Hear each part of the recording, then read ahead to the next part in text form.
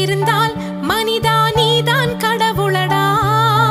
நல்லதை நீ செய்தால் உன்னை உலகம் வணங்குமடா.